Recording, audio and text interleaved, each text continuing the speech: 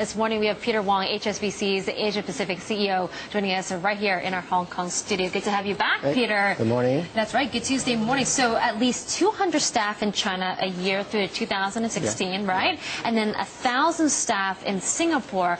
But what about other fast-growing economies like Indonesia, like India? Well, all the markets are hiring.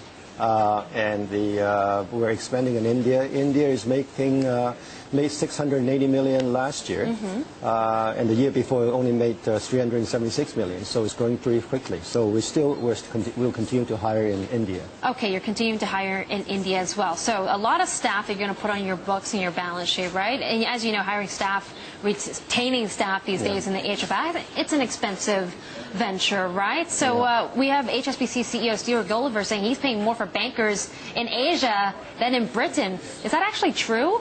No, I don't think so. I think that in Asia, we need to hire people to expand because the growth rate is pretty high. Asia is averaging about 7% GDP growth, excluding Japan.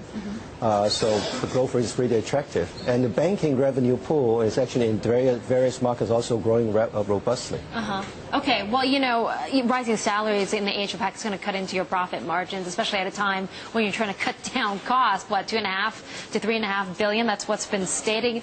Do you find that that's going to happen? Are you concerned about profit margins? UBS says if you're going to pay out all this cash to retain talent, you're going to see margin compression in the next 2 years at least. I think that the cost base will be higher, but I think that what we are trying to do is to streamline a lot of the processes and also delayering some of the structures and put most of the staff in the front line. So I think that what we're trying to see is actually the cost-income ratio. So if the cost goes up, it needs the revenue to go up.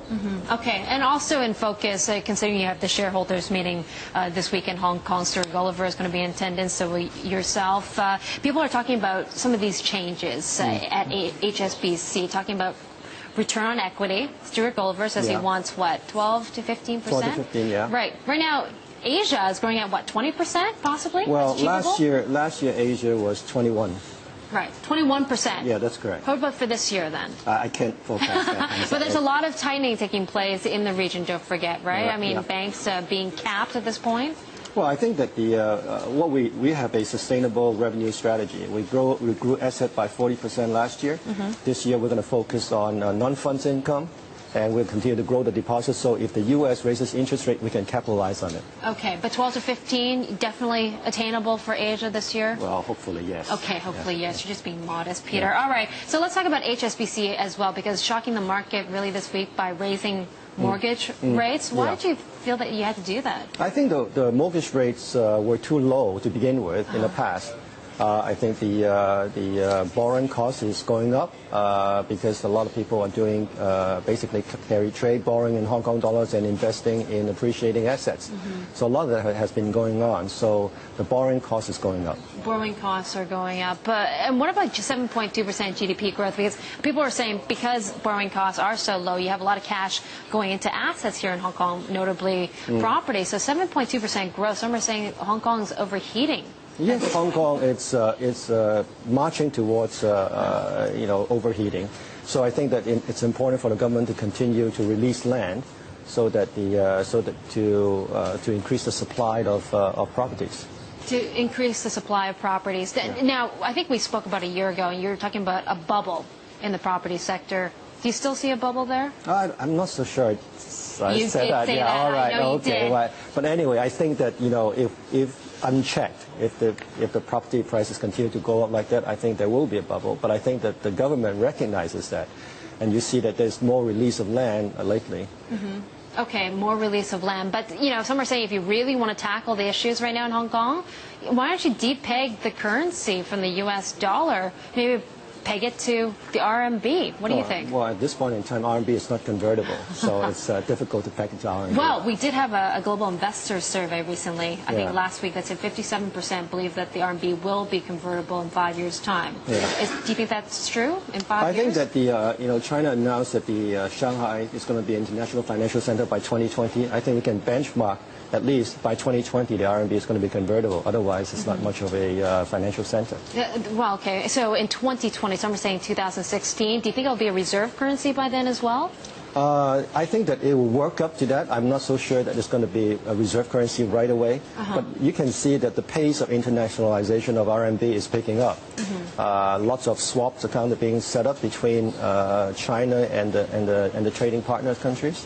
And the yuan, of course, increasing use of the yuan in IPOs, listings, and even bonds. So you name it. What about the yuan? What's the next use, next financial product we'll see with the yuan? Well, Hong Kong is already has insurance, deposit-related products, foreign exchange or interest rate-related products. I think the key for yuan is for to have products for yuan to be that we can invest in yuan, RMB, so that it can have a better return. Okay, so the yuan's still the focus. Okay, let me ask you this, because this week you have that major shareholders meeting taking place on Thursday, and despite Asia, as you know, I guess making up more than half of the profits for HSBC, Stuart Gulliver, CEO, still wants to remain headquartered in London. Does that make sense to you? Oh, well, Stuart is in Hong Kong a lot of the time. He's 1/3 in Hong Kong, and 1/3 in Asia, 1/3 in UK, and 1/3 in the rest of the world, because he's the group CEO. So there's a lot of countries that he needs to go to. No, I understand Stuart Gulliver wanting to stay in London, but what about HSBC itself? Why don't you want to headquarter it here in Hong Kong or say in Asia? Because he said that the bank genuinely would still like to stay in the UK. To some, that doesn't make sense. Well, at this point in time, it does make sense, because staying in the UK, we've been there for quite some time. And UK is also an international financial center. It's also in a time zone. It's easier to manage the States as well as Asia at the same time. So I think at this point in time, we still like to stay in UK. All right, Peter. Well, thanks for dropping by today, and good luck on that shareholders meeting. Thank you very much. This Thursday. Peter Wong, HSBC's Chief Executive Officer for the Asia Pac, joining us right here in our Hong Kong studio.